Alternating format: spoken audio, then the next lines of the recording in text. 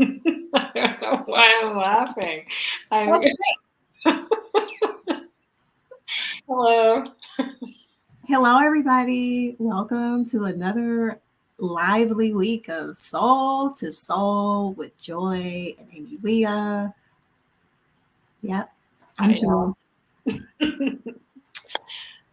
So, why are you laughing, Ame-Lia? What?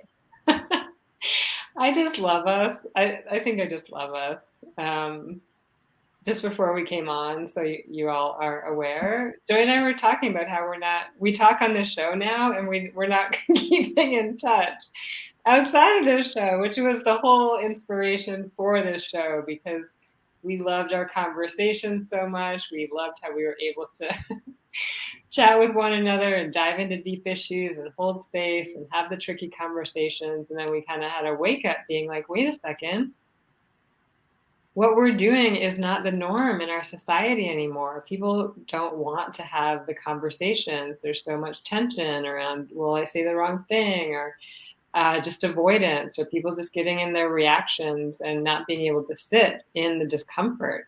And we were like, we do this pretty well. And I think we should take this to the masses and have these conversations live. But since we have done that, our personal conversations that inspired this have stopped.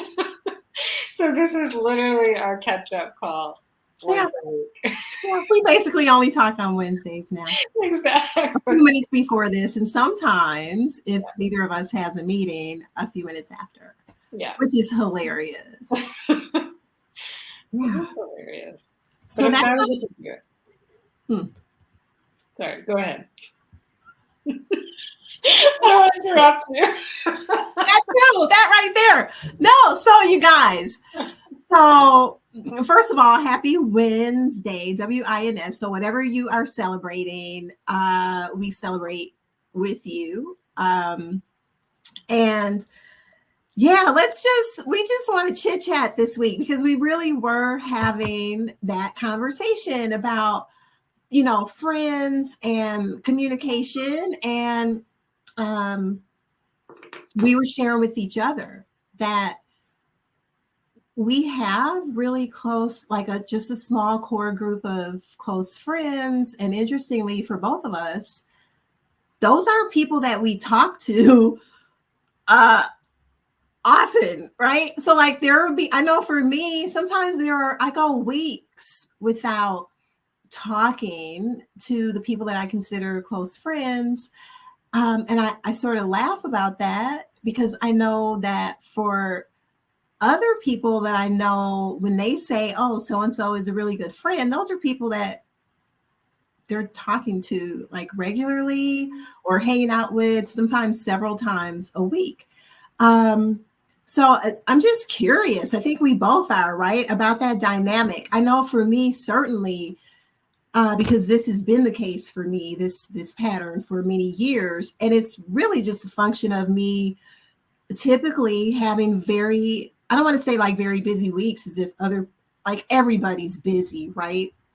But I often find myself, in addition to being busy and sort of wearing multiple hats, sometimes to the point of being dizzy from all the from all the different, roles by the end of the week, feeling like, wow, okay, I've exerted so much energy. And then when I do have a moment, I really often am just wanting to be quiet and not talk.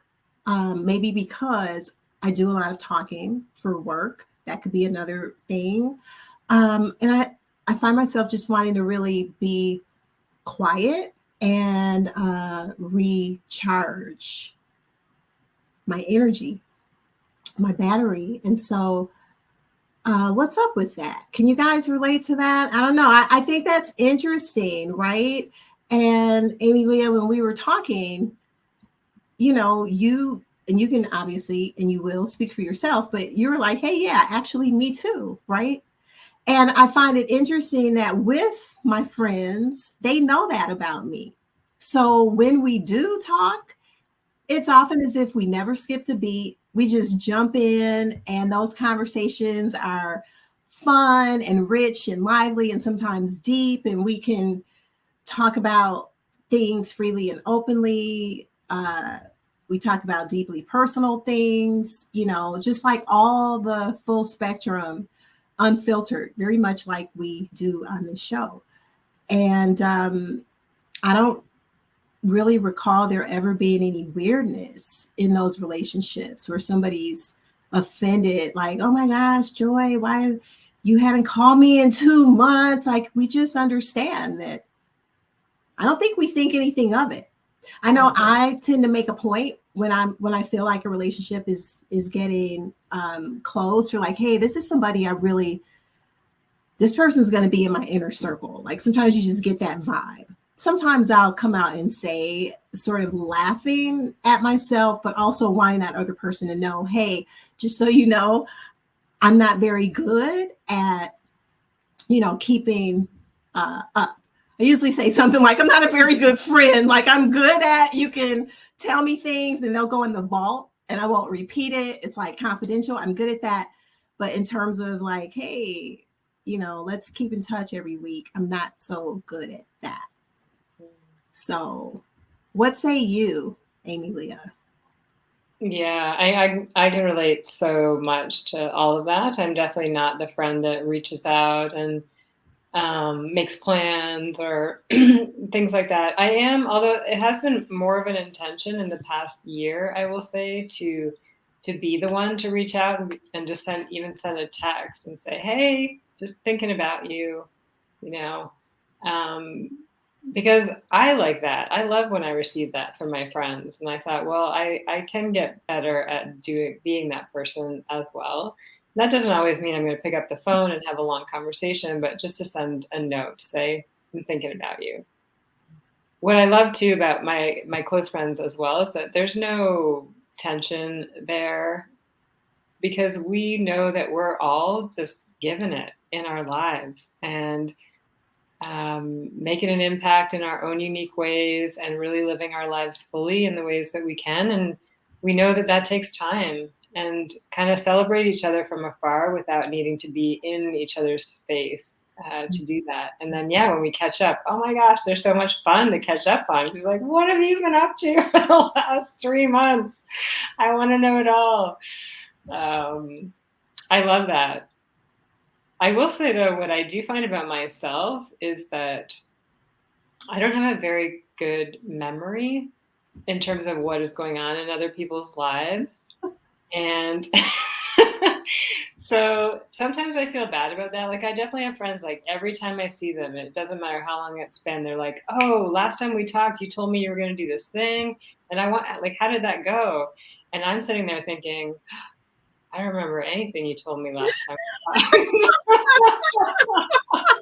But how I have justified this, at least in my own head, is that I'm present with you when I'm with you, and I'm there, and we're having a conversation, and we're connected. But then once that ends, it's literally gone. Like, I'm the best person to tell deep secrets to, because I am not going to remember them. Like, this vault, it's like a hole that goes somewhere. Yeah, What about you? I relate to like being there, right? Like, when you are catching up with people, especially, and we're talking about personal relationships here, so not work, because to me those relationships are a little different, right? Yeah, being there, like, just in it. So that for me raises a question of, like, are there differences in how we communicate with people that we're super close to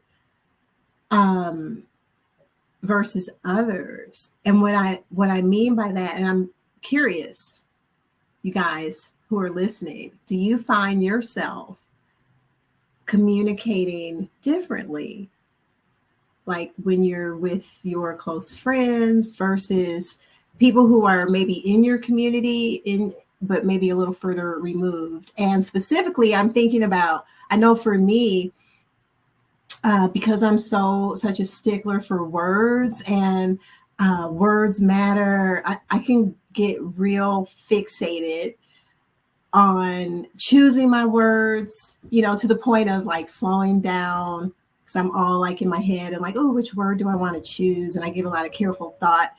I find that when I'm with certain people, though, just whatever is in here just comes out, right? It doesn't pass through this mental filter, sort of. So I'm more free, right? And I'm more free to just, it's almost like there are no rules because there's such comfort, right? Um, I jump in a lot. And that was very much how it was in my family growing up. So I don't know if it has anything to do with that, like people talking at the same time, bouncing in and out of conversations. And that's sort of my flow at times. I know that flies in the face of a lot of the rules of communication, like, hey, each person, let the other person talk, you be quiet, and then when there's a pause, you speak. I find myself steamrolling through some of those rules in close friendships. I don't know what that means. It's just an observation that might be irritating for people sometimes. I don't know. Mm. Do you find yourself? This is so good. Yeah. This is so good. So, I mean, I grew up mostly with my non-Italian family, but every once in a while we'd hang out with my Italian family, and it was always like that. It was like all the noise everywhere. And I also have some friends that when I speak with them, they're just like always interrupting and like putting their thoughts in, and I can tell they're excited, they're engaged, they want clarity, all of that stuff. It drives me crazy. How so? Talk about that.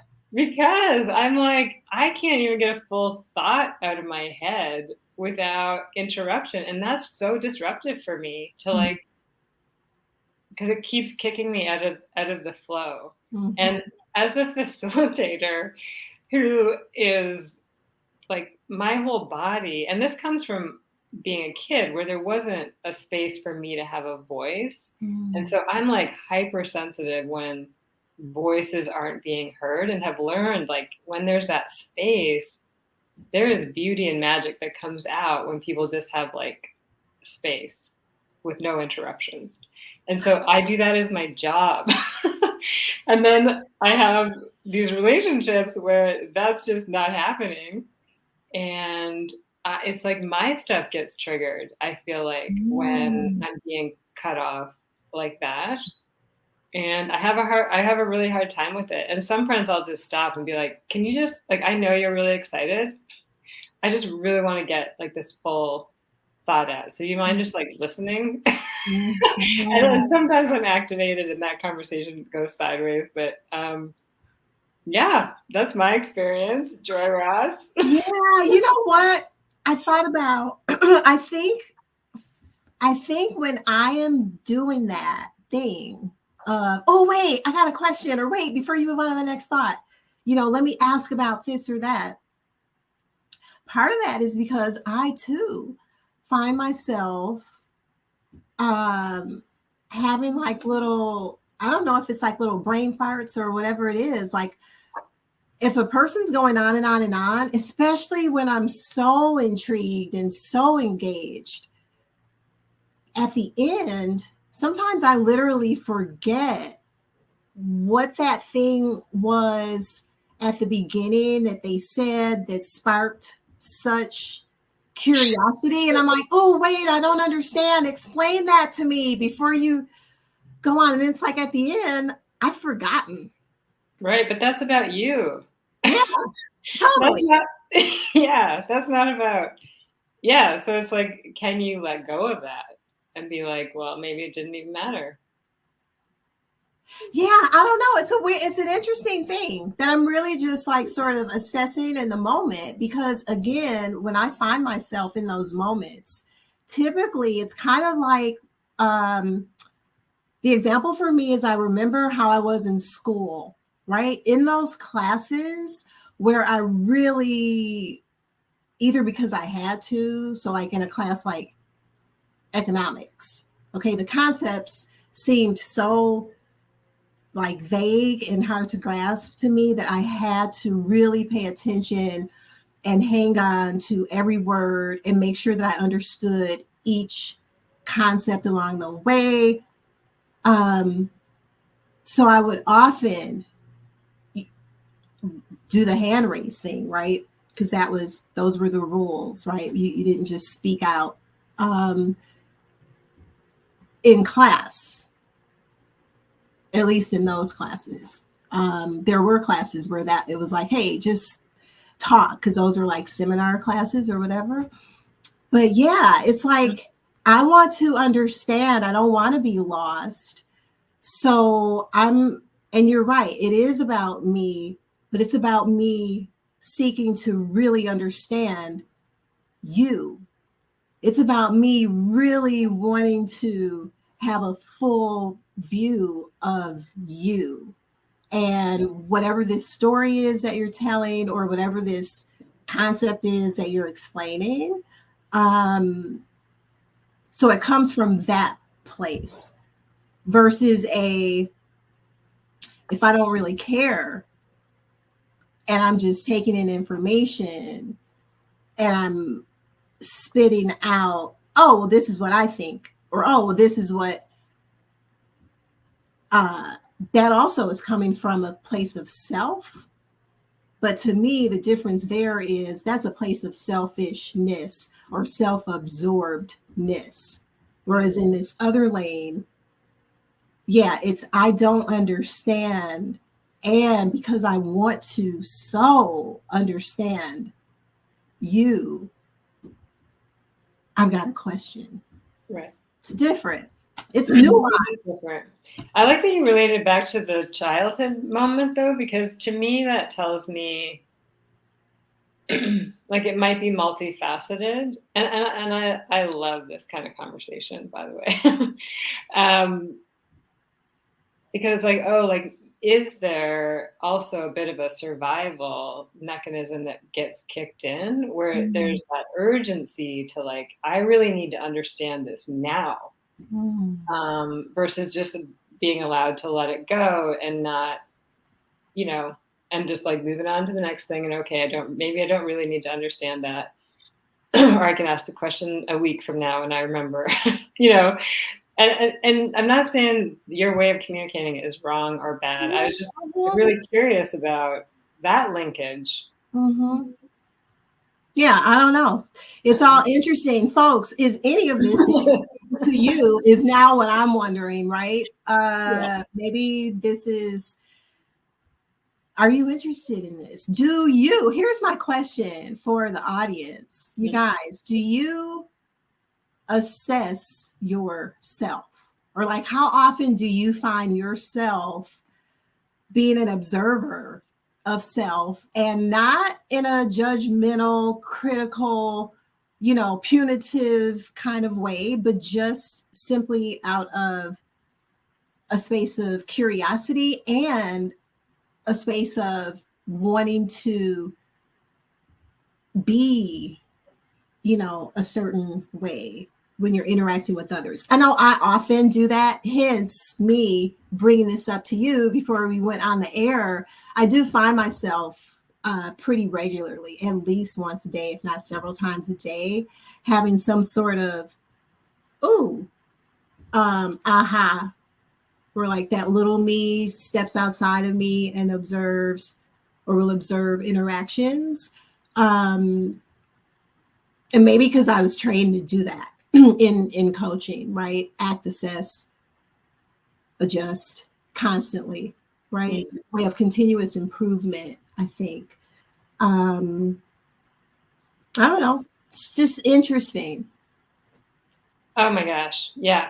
I hope to never stop learning about myself and asking questions and putting myself in environments where I can learn about myself and in conversations when I can learn about myself. That doesn't mean it's always easy, but that learning, I think real learning requires the discomfort.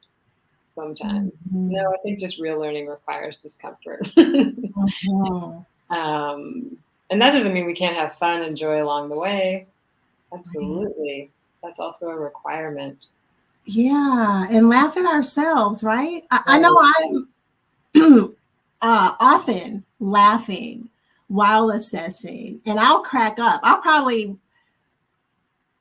reflect back on even this conversation, and at some point, probably later today, when I'm done with all the other things I have to do after this, I'll probably have a little chuckle like, who talks about how we talk? Like, what is this conversation even? And it's humorous, it's just the things that we do, and how the human brain works, right? Mm-hmm.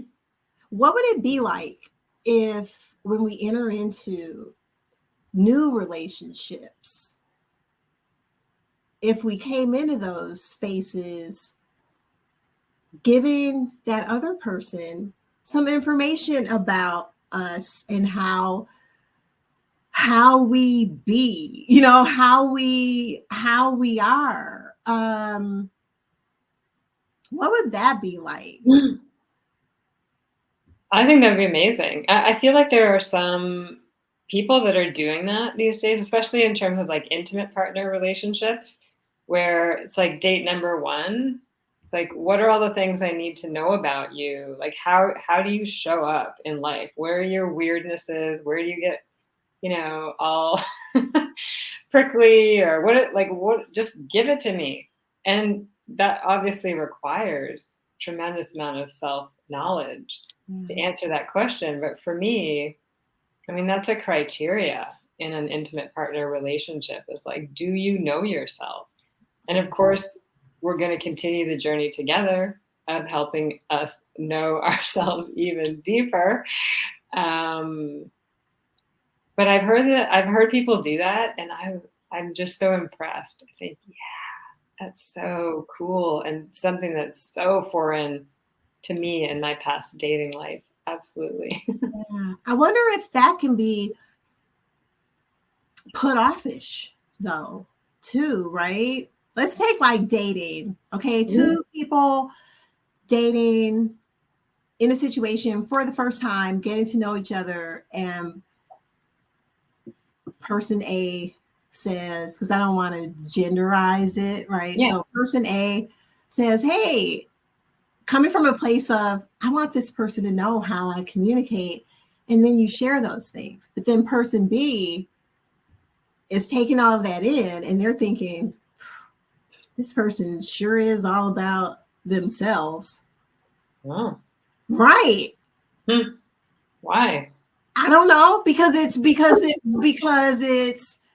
I could see how it could be interpreted that way. And based on what we're saying, that hypothetical person A wouldn't at all be coming from a place of being self-absorbed. They would totally be coming from a place of, I'm going to share this with you because I want to give us a chance.